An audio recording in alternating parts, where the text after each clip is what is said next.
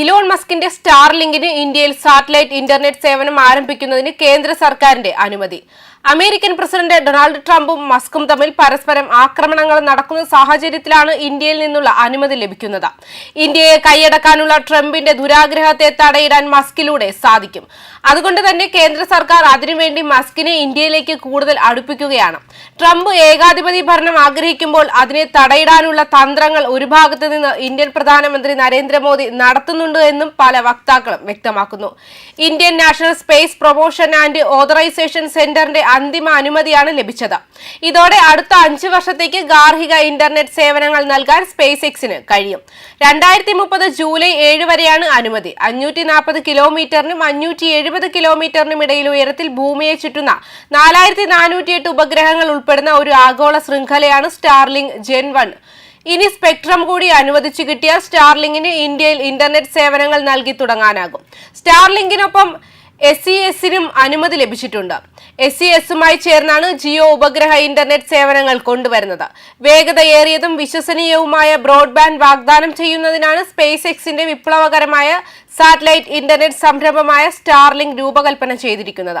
വളരെ ഉയരത്തിൽ പ്രവർത്തിക്കുന്ന പരമ്പരാഗത ഉപഗ്രഹങ്ങളിൽ നിന്ന് വ്യത്യസ്തമായ സ്റ്റാർലിങ്കിന്റെ ഭൂമിയുമായുള്ള സാമീപ്യം പെട്ടെന്ന് കൂടുതൽ സ്ഥിരതയുള്ള പ്രകടനത്തിന് വഴിതെളിക്കും.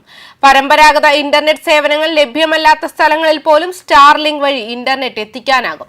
ഇന്റർനെറ്റ് സേവനങ്ങളിൽ ഇന്ത്യയിൽ വലിയ വിപ്ലവത്തിന് തന്നെ സ്റ്റാർലിങ്ക് വഴിയൊരുക്കുമെന്നാണ് വിദഗ്ധർ പറയുന്നത്. ഇന്ത്യയിൽ ഏകദേശം 600 Gbps വേഗതയിൽ ഇന്റർനെറ്റ് ലഭ്യമാക്കുന്നതിനായാണ് ഈ ശ്രേണി രൂപകൽപ്പന ചെയ്തിരിക്കുന്നത്.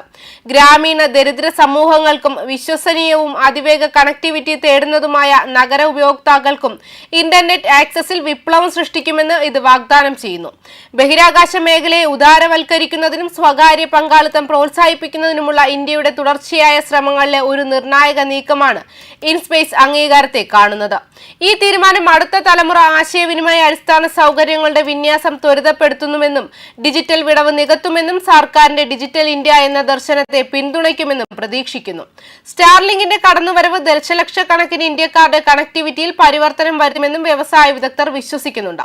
പ്രത്യേകിച്ച് ടെറസ്ട്രിയൽ ഇന്റർനെറ്റ് അടിസ്ഥാന സൗകര്യങ്ങൾ പരിമിതമോ നിലവിലില്ലാത്തതോ ആയ പ്രദേശങ്ങളിൽ വീടുകൾ, ബിസിനസ്സുകൾ, സ്കൂൾ, അടിയന്തര സേവനങ്ങൾ എന്നിവയ്ക്ക് തടസ്സമില്ലാത്ത ബ്രോഡ്ബാൻഡ് ആക്സസ് നൽകുന്നതിനും വിദ്യാഭ്യാസം, വാണിജ്യം, നവീകരണം എന്നിവയ്ക്ക് പുതിയ അവസരങ്ങൾ പ്രാപ്തമാക്കുന്നതിനുമാണ് ഈ സേവനം രൂപകൽപ്പന ചെയ്തിരിക്കുന്നത്.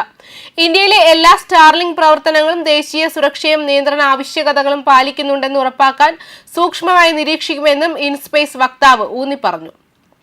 ലോകത്തിലെ ഡിജിറ്റൽ ആവാസ വ്യവസ്ഥയുടെ വർദ്ധിച്ചു വരുന്ന സുപ്രധാന ഘടകമായി സാറ്റലൈറ്റ് ഇന്റർനെറ്റ് നക്ഷത്ര സമൂഹങ്ങൾ മാറുന്നതിനാൽ ആഗോള പ്രവണതകളുമായി ഈ നീക്കം യോജിക്കുന്നു. ഈ അംഗീകാരത്തോടെ ഇന്റർനെറ്റ് ആക്സസ് വിപുലീകരിക്കുന്നതിനായി LEO സാറ്റലൈറ്റ് സാങ്കേതിക വിദ്യ പ്രയോജനപ്പെടുത്തുന്ന വളർന്നുവരുന്ന രാജ്യങ്ങളുടെ പട്ടികയിൽ ഇന്ത്യയും ചേരുന്നു. ഇത് കൂടുതൽ ബന്ധിതവും ഡിജിറ്റൽ ശാക്തീകരണവുമുള്ളതുമായ ഭാവിയിലേക്ക് വഴിയൊരുക്കുന്നു. ശ്രീലങ്കയിൽ ബ്രോഡ്ബാൻഡ് സേവനങ്ങൾ നൽകുന്നതിന് സ്റ്റാർലിങ്ക് അടുത്തിടെ അതിന്റെ ഉപഗ്രഹങ്ങൾ പ്രവർത്തിപ്പിക്കാൻ തുടങ്ങിയിട്ടുണ്ട്. ന്യൂസ് ഡെസ്ക് കർമ്മ ന്യൂസ്.